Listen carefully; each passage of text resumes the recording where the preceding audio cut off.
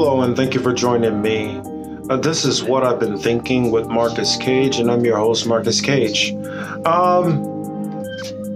In this video, I wanted to talk about some of the positive notes that we can take away from the Bernie run. Of course, a lot of us still having a lot of heartache and are still focusing on where we went wrong. And I will, go down that pathway and try to figure out, more things which I feel like we could have done differently. And have basically like a full autopsy of the Bernie Sanders campaign. But in this video in particular, I wanted to highlight on some of the good things that we can take away. And so this will be my top 10 things, my top 10 positive things to take away from Bernie's 2020 presidential run. Hope you enjoy. Thank you.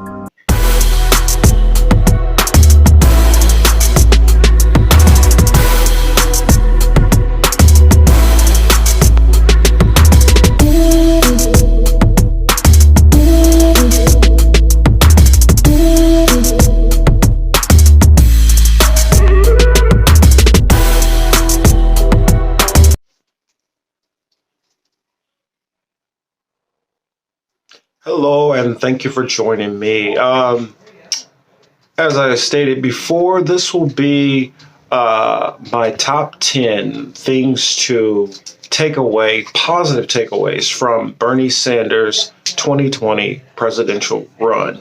Though he's left the race, and though it still stings to a lot of us currently, I was able to find a couple of things which I can see in the short term, which I look at as are strong positive things that we should take away from it. This is not in a particular order.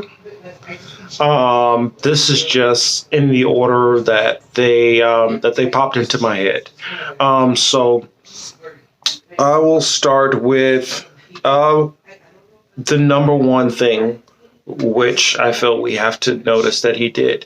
It was galvanize a movement from a multi-generational,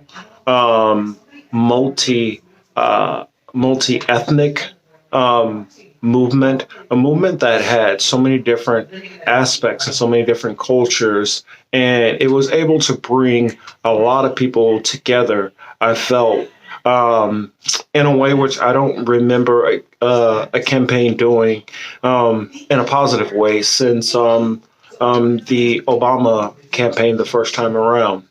So I feel like that's something that we definitely can hang our hat on as a positive. Number two, the policy push. A lot of the policies that Bernie had been working on, he had been pushing for these policies for many years, and many activists on the ground have been pushing for these policies also. This time around, I felt that though he did not win the nomination, he won the policy argument, and we proved that our policies are not radical or extreme, that they are the actual policies for the current solution. I mean, that they are the current solution for the problem that we are faced with. Three, this he proved also in 2016, but by him doing it in 2016 and by him doing it in 2020, it has to be, it has to be talked about even more so. The fact that he ran twice in a row, no super PACs, not taking donations from millionaires and billionaires and all these corporate people, only taking grassroots dollars. And he proved that you can win. Well, he didn't win, but he proved that you can run, even on the presidential level, without having to take these PAC monies or shady money, that you can stick to your constituents, and that you can actually, run without having to feel tied to corporate interest. Number four, the social media. You go back to 2016, some of the popular voices that we all listen to now got their start during that time period. And it boosted a whole new independent media spectrum that wasn't there before. And in this cycle, it encouraged others to finally jump out and started to actually start speaking about these things on camera. Also, I am one of those people. I have been engaged in politics. Like when I hear some of these people and they say, "Well, I've been with Bernie for 4 years," and I've been with Bernie much, much, much longer than that. So for me, some of these things are tougher for me, I feel, in a way that some people understand, because I remember being 2004 when I was hoping that somebody like Bernie would run. And I never thought in my wildest dreams that he would run back in that time period, but I always hoped that he would. Then when 2008 came around and Mike Gravel was in the race, I learned about Mike Gravel. I started looking at the Pentagon Papers, and I was able to go back and learn so many great things about Mike Gravel. And through some of those things, it helped. It helped my insight into Bernie even more so later on when he ran. So the fact that he was able to run, not needing any PAC money, and the next one, I guess, 4. I don't know if I started this or not. I'm sorry if I'm out of order. But social media. Oh, well, that's right. Yeah, I was talking about social media. Sorry.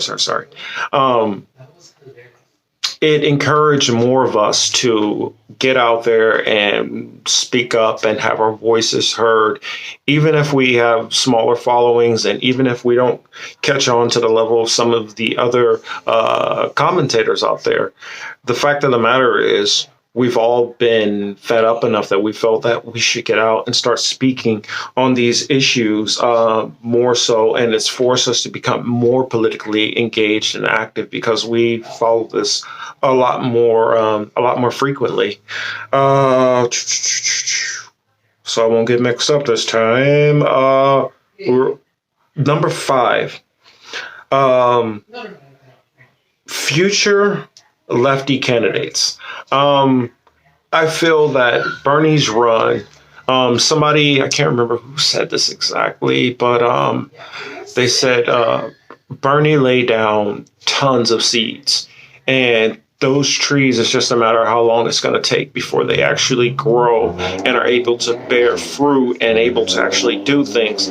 But Bernie did lay that groundwork and that seed work out there for these future trees, or these future people who are, of the Bernie wing of the party can start rising up.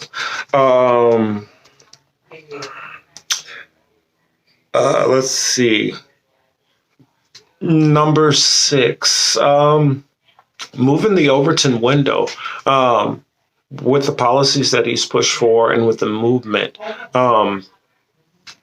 every candidate, even Biden, was pushed to even move a little bit left, though we don't necessarily believe it.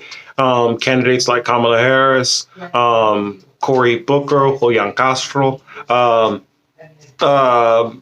O'Rourke, Pete Buttigieg, Amy Klobuchar. I felt a lot of these candidates had to at least speak like they're part of the left, because Bernie has pushed the Overton window enough that it's not a comfortable position to try to run as, this hardcore, conservative Dem or moderate anymore. You have to start at least adopting the language of Bernie Sanders if you're not going to actually follow through with the policy, which most of these people are not following through with the policy. They're just giving you, sweet nothings to whisper into your ear. So I hope you enjoy that.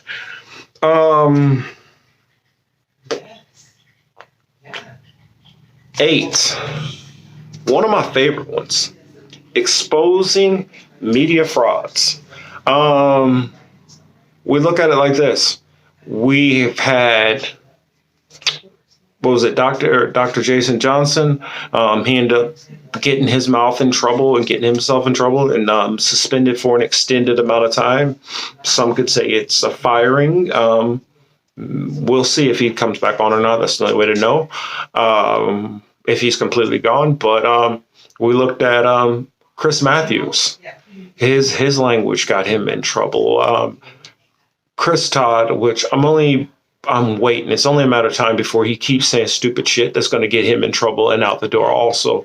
And I feel literally, what was it? I believe it was Ari Melber was covering a segment, and he was talking to voters in a diner, and one of the older voters said, because of the unfair coverage of Bernie, it made her want to vote for him. And I feel as long as they continue with this type of coverage, this type of unfair and obviously biased coverage, it is going to lead more people, even if they don't leave mainstream media quite yet, it will lead them to start to distrust it.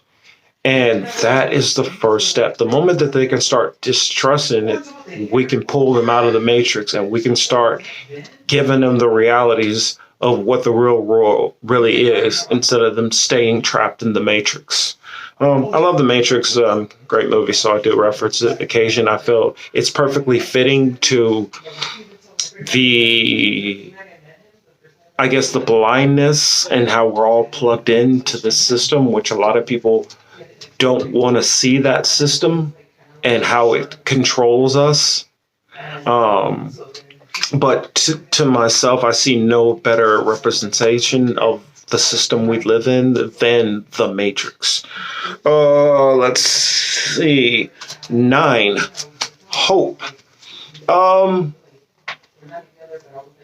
was on earlier with my co-host, Niall Elcom. And Niall kind of came to the point of view that it was so rigged that Bernie didn't actually really have much of a chance. That the end result is what was going to happen anyway.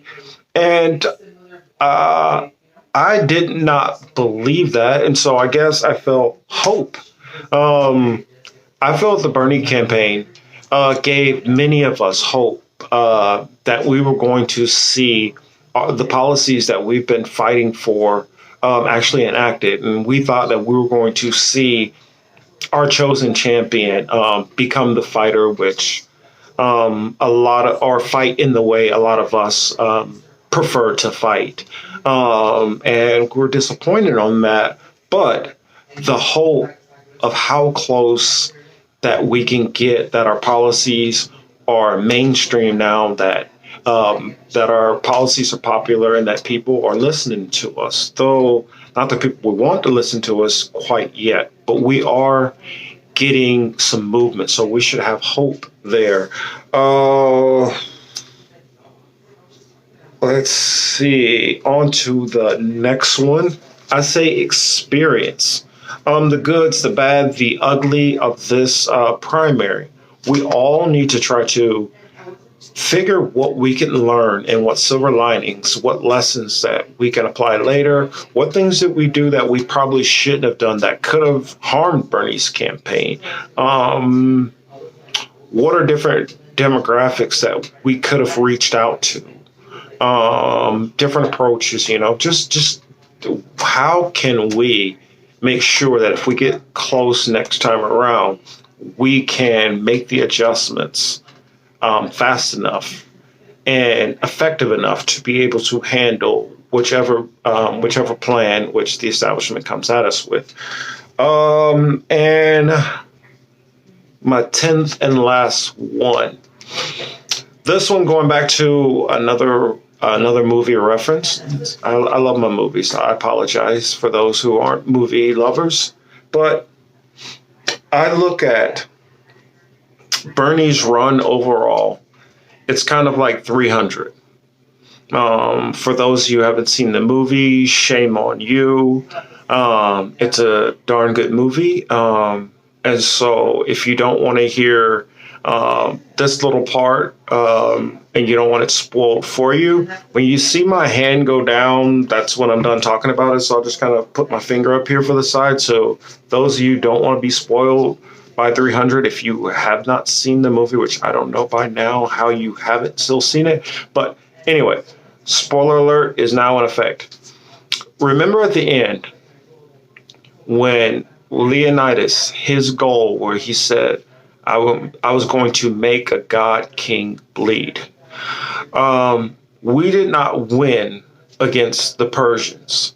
You know, in this scenario, I'm referring to Bernie and the movement as 300. You know, we were the 300. We went out there to fight against the giant establishment, and we slayed some of them. We kicked ass along the way.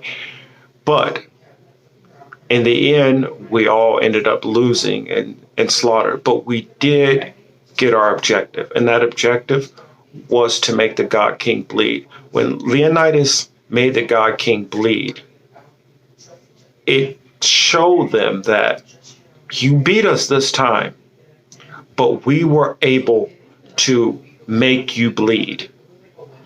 And all we need this time, or all we need the next time around, is to come with a stronger force.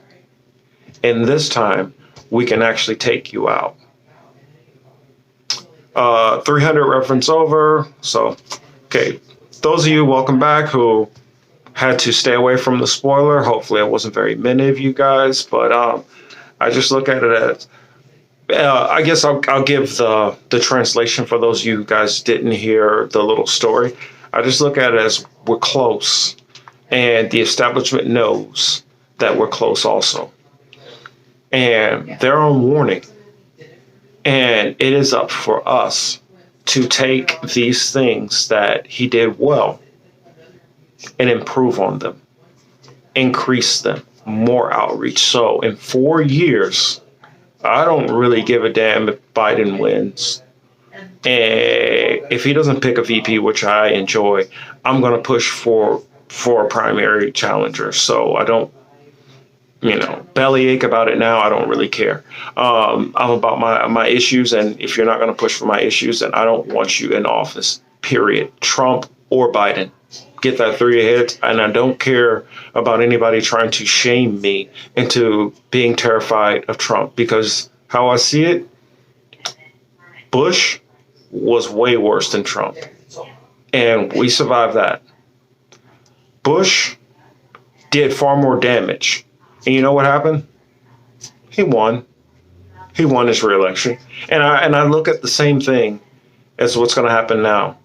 We literally took one of the weakest, actually I won't say one of the weakest, we literally took the weakest possible candidate out of the 2020 primary because corporate media told us to. Or I won't say told us to, or my audience, because I know we don't listen to corporate media.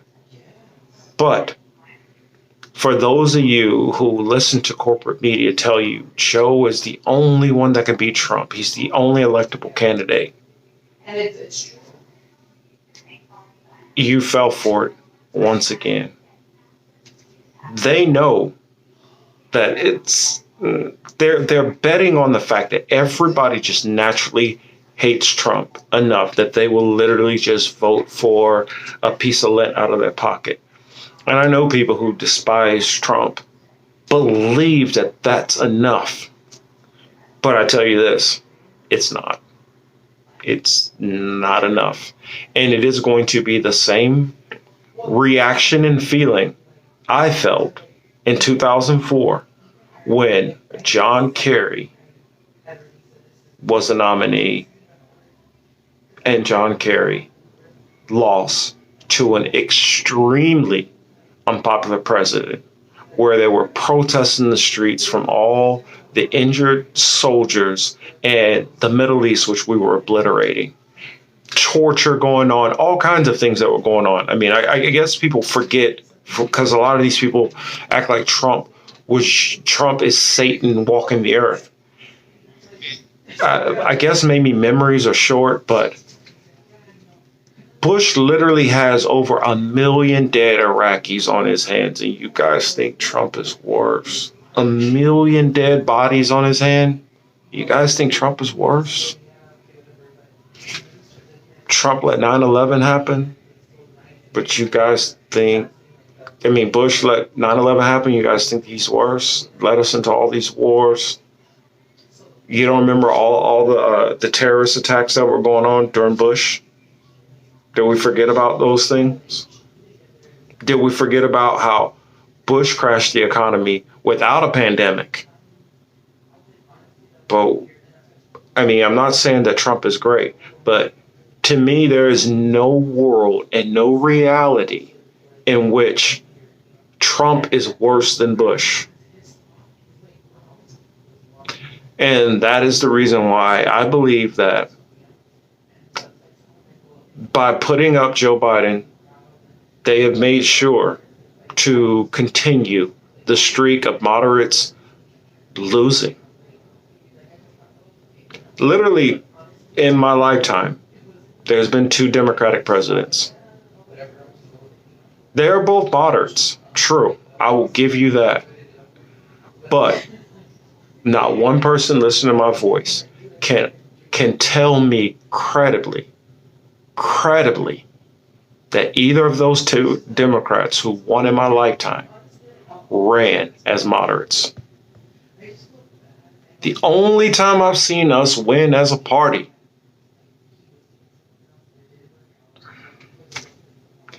I've kind of gotten a little sidetracked off of my list, but, I guess I'll finish out that thought. I know I'm way, way off topic, but I'll finish off that thought. Only 2 Democrats have won in my lifetime presidency. Both went for 8 years. Both ran in their election and re-election to the left. Every single candidate that has ran on the Democratic side for moderate Republican independent votes have lost.